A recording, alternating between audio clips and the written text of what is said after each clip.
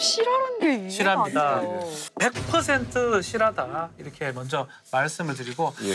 한 남자의 욕심 때문에 결국 파탄난 가정의 이야기인데 자, 이 가정은 이혁장이라는 지금 아내가 있었고요. 5천벌이라는 남편이 오 씨야.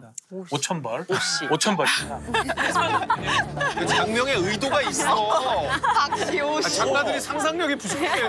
세상에 성이 그렇게 많은데 여기 있는 걸로 돌려 쓰고 있는 5천벌이에요. 네네. 남편이 5천벌인데 5천벌. 의사를 의사입니다. 하고 있는 어. 남편입니다. 이 사람 자녀도 있어요. 자녀가 둘이 있는데 둘을 잘 키웠어요. 둘 다 아빠 따라서 의사가 됩니다. 첫째도 의사, 둘째도 의사. 잘 키웠네. 정말 꽃길만 걸을 것 같은 이 지금 이혁장 씨 집안에 어둠이 들어진 거는 첫째 아들이 이 며느리감을 데리고 오면서 문제가 일어났습니다. 오. 아빠인 오천벌 씨가 반대를 좀 하는 거예요. 그냥 며느리 보자마자. 왜냐하면 오천벌 씨가 다른 사람을 소개를 합니다. 이 여자 말고 양다희라는 사람을 이 아이랑 결혼하면 어떤 아들아? 시아버지가? 예, 시아버지. 이상한 사람. 예. 왜냐하면 뭐 양다희라는 사람을 좋게 봤던 것 같아요. 그래서 양다희를 소개를 했는데 첫째 아들은 내가 사랑하는 여자랑 결혼하겠다라고 해서 결국 사랑하는 여자랑 결혼을 하게 됩니다. 네. 했어. 근데 그 후에 좀 문제가 돼요. 첫 번째 얘기했던 그 양다희 씨가 좀 마음에 들었던 것 같아요. 네. 그러면 첫째 아들이 안 되니까 둘째 아들한테 또 갑니다. 세상에. 자동차 세일즈하는 것도 아니고. 이게 뭐야? 왜 그 여자분을 자꾸 너무 마음에 드는 것 같아요. 그리고 미혼인 아무리 둘째 그래도. 아들한테 양다희 씨를 한번 만나보라고 권유를 했고요. 둘째 아들도 사실은 사귀던 사람이 있었어요. 그래서 거절하고 싶었는데 아버지의 뜻에 따라서 결혼까지. 어이구, 쟤 착하다. 그리고 결혼한 후에 더 문제가 실제로 아버지 어머니를 모시고 살겠다. 둘째가 그 양다희 씨가? 씨와 결혼한 다음에 또 허니문 베이비로 손주까지 임신을 합니다. 그러다 보니까 시아버지가 너무 좋아합니다. 오천벌 씨는 우리 양다희 우리 며느리 너무 잘한다라고 굉장히 이뻐했었고 이뻐하면 뭐가 따릅니까? 금전적. 돈이 따릅니다. 금전적 지원도 아낌없이. 첫째 며느리랑 막 차별을 하는 거예요? 많이 차별하죠. 둘째는 매우 이뻐하고 첫째는 시집살이 시키고 그런 상황인데 어느 날 좀 문제가 생깁니다. 이 아내인 이혁장 씨가 충격적인 통화 내용을 듣게 돼요. 뭐야? 이때부터 문제가 뭐야? 있는데요. 남편이 너희 딸 너무 걱정하지 마라. 잘 지내고 있다. 당신 혹시 잘 지내고 있나? 라고 통화하는 내용을 듣게 돼요. 당신? 무슨 뭐야, 소리야? 뭐야? 당신 뭐야? 너는 누구고 뭐야? 딸은 누구? 너 당신 딸. 이거 뭐야? 딸은 양다이고요. 네. 너는 사돈입니다. 왜 사돈한테 그런 말을 해? 네. 시아버지하고 이 장모하고 내연 관계다.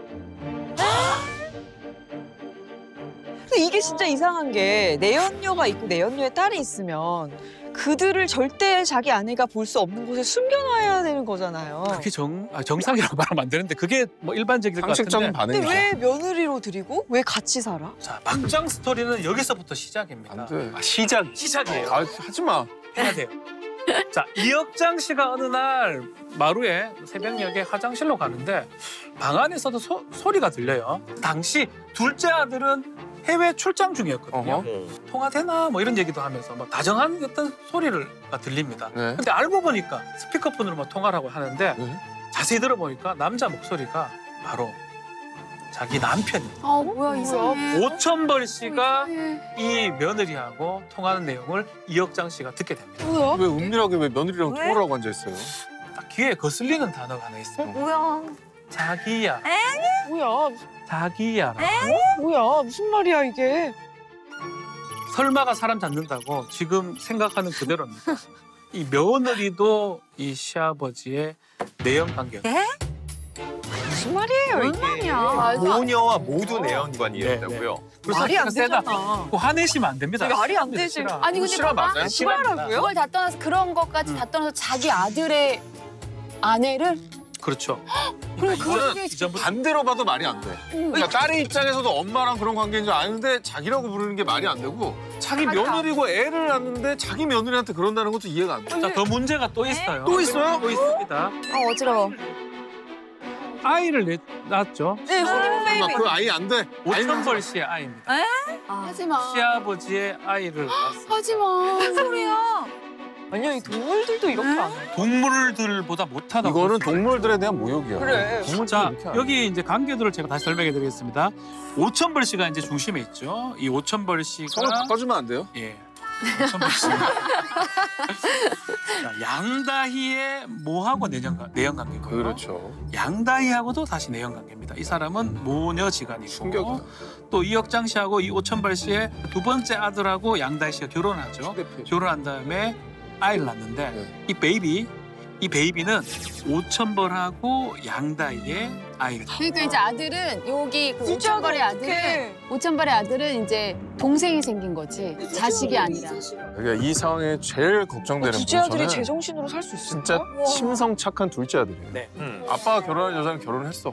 근데 이게 막장이 펼쳐진 거야. 아빠의 아이야. 근데 문제가 모든 사람한테 배신을 당한 거예요. 근데 그 문제가 또 있습니다. 또 있어요?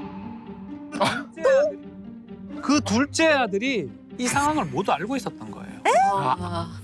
자신의 장모 될 사람하고 내연 관계니까 나 결혼 못 하겠다고 거부를 하니까 아버지가 설득을 한 것 같아요. 네가 만약에 결혼하면 너가 형이 아닌 너한테 모든 걸 주겠다. 모든 재산도 재산을. 주고 병원도 주고. 그래서 재산을 좀 물려받기 때문에 알면서도 입을 다물었던 거예요. 탐구를 했던 것 같아요. 근데 문제는 자기 와이프한테까지 손을 댄 거 아니에요? 결혼하기 전에는 장모님하고 우리 아버지하고는 관계가 있다. 그건 알았는데 그 와이프, 이 양다희 씨가 문제된다는 거는 결혼 후에 알게 됐던 거예요. 그렇겠죠. 알게 됐었고 네. 그렇지만 어쩔 수 없는 게 알고 어떻게 그렇게 재산을 받기로 했고 이거를 또 얘기를 한다면 뭔가 다 흐트러질 수 있기 때문에 네. 알고도 참았던 거예요. 근데 이제 그때까지도 문제는 아이는 자신의 아이라고 생각했던 거죠. 근데 나중에 이혁장 씨가 문제 제기를 하니까 또 확인해 보니까 아이 역시 자신의 아이가 아니었던 겁니다. 근데 이 모든 사건의 정말 완벽한 피해자는 이제 아내분이죠. 그래. 그렇죠. 뭐 네. 아들은 어쩌면 둘째 아들은 받아들인 거잖아요. 너무 충격이다. 그러면 이제 이혼을 하시게 됐나요? 그렇죠. 이혁장 씨가 이제 이걸 인지하고 나서 5,000벌씨를 상대로 이혼 소송도 제기했고요. 그렇지만 손해배상 위자료금이 그렇게 크진 않습니다. 5천 정도. 왜? 5천 정도. 왜? 뭐야? 왜 이렇게 적어? 그러니까 실제로 사실은 우리 이혼 소송 제기하면서 불륜 부정행위에 대해서 손해배상 제기를 하면 1억이 넘기가 어려워요. 왜 이렇게 작아요? 대신에 이제 재산 분할 소송이 들어가. 재산 분할로 많이 받을 수가 예, 있습니다. 예컨대 사람이 사망했을 때 교통사고로 1억 정도로 계산을 하거든요. 그러니까 이렇게 부정행위는 그렇게 손해가 크다고 금액이 크다고 생각하지 않는 것 같습니다. 방금 말씀해 주신 것처럼 사람 사망했을 때 기준을 한 1억 정도로 보기 때문에 혼인 파탄, 이혼에 따른 위자료 뭐 액수는 많이 나와봤자 한 5천만 원 정도고 그런데 오히려 실무에서 보면은 한 2천만 원에서 3천만 원 정도 네. 이 정도 인정되는 게 딱 그 정도 네, 받는 너무 거예요. 슬프다. 그 정도가 많아요. 그것도 5천만 많이 원 올랐어요. 많이 단통 없어지고. 5천이면은 결혼 많이 파탄 받- 위자료는 굉장히 많이 나온 거죠. 네. 거의 다 받은 거. 연예계에서도 유사한 사건이 있었다는 거예요. 그중에서도 이번에 충격적인 상대와 불륜설에 휩싸인 한 남자 배우의 이야기를 해드릴까 하는데 심지어 이번 사건은 살인 사건과도 연관이 돼 있습니다. 불륜이랑 살인 사건이요? 일단 이 배우는요 2번의 결혼 그리고 2번의 이혼을 했습니다. 근데 두 번째 아내와의 이혼 소송에서는요 위자료가 무려 4,500억 원이었어요. 요거는 뭐 미국에 가깝습니다. 우리나라에서 불가능한 소송이에요. 그래, 이 정도 재산 규모면 탑스타야. 탑스타. 할리우드네, 할리우드. 이 스케일이 다른 위자료의 주인공이 누군지 먼저 말씀드릴게요. 누구예요? 영화 휴생크 탈출 그리고 다크나이트로 유명한 모건 프리먼. 이야. 너무 유명한 사람이잖아. 전 세계적으로 사랑을 받고 정말로 신사적인 역할을 많이 해왔잖아요. 근데 이분의 첫 번째 부인은요. 자넷 아데어 브래드쇼라고 1967년에 결혼을 했어요. 그리고 79년까지 12년간 결혼 생활을 이어왔으니까 그래도 꽤 했죠. 그리고 이혼을 했고 1984년에 무대 의상 디자이너인 미르나 콜리 리와 재혼을 했습니다. 그리고 무려 24년을 살았어요.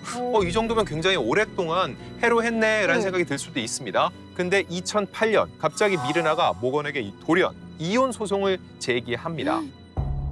당시 모건은요 학교 선생님이었던 비연예인 메리 조이스 해리스와 4년째 외도 중이라는 사실이 알려졌고 결국 아내는 이혼 소송을 제기한 겁니다. 여기까지는 이 반응만 봐도 알아요. 뭐 앞선 내용이랑 비교해서 그런 정도는 뭐 약해. 무난한 약해요. 수준적인 네. 그렇죠. 뭐 그러려니 할 수 있는데 여기서 불륜 파문은 끝이 아니었습니다. 이 메리 조이스 해리스에 이은 모건 프리먼의 두 번째 불륜 스캔들 주인공. 뭐야? 너무 어려워요. 어린데? 이게 두 번째 불륜녀라는 거예요? 너무 어려워. 저 여성의 이름은 에네다 하인즈고요. 모건 프리먼과의 나이 차이는 45입니다. 아, 45? 45? 정말 충격적인 건 두 사람의 관계예요. 하지마, 또 벌써 불안해. 이재 씨 쓰러질까 봐 먼저 말씀을 하지 마요. 해드리면요. 의붓입니다. 의붓? 의붓. 스텝으로 갔어, 스텝. 의붓입니다. 할아버지와 손녀. 아이. 할아버지와 손녀. 아니, 그러면 안 돼. 의붓 손녀. 진짜. 첫 번째 아내가 모건 프리먼과 결혼 전에 이미 전 남편과 낳은 아이가 한 명 있었어요. 의붓 딸이었던 거죠. 근데 그 딸이 낳은 딸이 불륜 상대로 지목이 된 겁니다. 근데 그럼 여기서 궁금해지는 거 아니 어떻게 만난 아니, 건데? 나그 얘기 하려고 그랬어. 아니, 어떻게 만났어? 그 넓은 땅덩어리에서 그렇죠. 어떻게 만나요? 미국은 땅도 넓은데. 네. 자, 두 번째 부인을 얘기를 알아야 돼요. 그래야지 이해가 빠릅니다. 이 미르나와 재혼을 했고 아까 말씀드렸죠. 24년을 살았다고요. 살았어. 근데 두 사람 사이에 자녀가 없었어요. 그러다 보니까 이 에데나를 아주 어릴 적부터 데려와서 친손녀처럼 키워왔습니다. 더 이상하네요. 그럼 그냥. 더 이상하잖아. 자기가 자식처럼 키운 아이를 그러면은 뭐 하는 제가 거야? 안 이상하다고 하지 않았고요. 둘이 처음 만난 건 아니라고 이상하다고 말씀드렸어요. 했어요, 이상하다고. 야, 나 지금 갑자기 화가 나가지고. 네. 그게 말이 됩니까? 프리먼이 어떤 식으로 대처를 했냐면요. 이 에데나를 비롯해 모든 불륜 스캔들에 대해서 공식 입장을 전혀 내지 않고 침묵을 했습니다. 그리고 2010년에 당시 위자료로는 천문학적이었던 4억 달러, 우리나라 돈으로 4,500억 원을 지급하고 이혼 도장을 찍었죠. 사실이 아니라면 과연 프리먼이 저 정도의 위자료를 주고 이혼을 했을까? 다퉜겠죠. 그렇죠. 네. 합리적인 의심이 들 수밖에 없었다는 거죠. 근데 항상 그렇지만 시간은 망각을 가져오잖아요. 사람들도 이 이야기가 시들해진 거예요. 세상에 다른 일이 얼마나 많아. 그렇죠. 그런데 지난 2015년 이 이야기가 다시금 수면 위로 떠오르게 되고 이 이야기는 앞선 내용보다 더욱더 충격적이죠. 잠깐만, 아까 살인 있었잖아. 이 모건의 의붓 손녀, 불륜 상대로 지목됐던 에데나가 33살 꽃다운 나이에 갑작스럽게 살해를 당합니다. 어떡해. 그리고 그녀를 해친 범인은요, 다름 아닌 에데나의 남자친구였고요. 대충 추측을 하건대 남자친구가 의붓 할아버지랑 그 뭔가의 불륜을 알고 화가 나서 보복범죄 이런 거 아닐까요? 1차적으로 살인 동기를 묻는 질문에 에데나에게 깃든 악령을 쫓아내기에 칼을 휘둘렀다라고 법정 진술을 합니다. 엑소시스트야 뭐야? 이상해. 갑자기 왜 그래? 자, 근데 이 말을 들은 남자친구의 어머니는 돌연 다른 주장을 해요. 바로 모건 프리먼이 에데나를 성추행했기 때문에 일어난 일이지 이들에게는 잘못이 없다라면서 공식적으로 이 법정에서 모건 프리먼의 이름을 다시금 꺼내듭니다. 그래서 불륜설에 또다시 불을 지필 수밖에 없었죠. 자, 이쯤 되면 이전에서도 침묵을 일관했었던 모건 프리먼이 뭔가 입장을 좀 밝혀야 되겠다라는 생각은 들거든요. 6년 만에 입장을 밝힌 건데요. 나는 에데나와 성관계를 한 적도 없고 불륜 관계도 아니다라고 뒤늦은 해명을 했습니다. 사람들이 합리적으로 또 드는 의심은 모건 프리먼이 불륜의 상대로 지목됐던 그 사람이 사라지니까 이제 자기의 주장 외에는 아무도 그 얘기를 입증할 방법이 없죠. 그쵸. 예. 그러니까 이제서 그런 얘기 하지 않았냐 하는 이런 생각들 때문에 사람들이 더욱더 실망감이 커질 수밖에 없었다는 거죠. 지금은 뭐 하고 계세요? 그러면 모건 프리먼? 그러면 여전히 활동을 하고 있는 것으로 저는 알고 있습니다. 와, 오늘 정말 뭐 매운맛이겠다 생각은 했지만 상상 초월인 것 같아요. 네, 맞아요. 정말.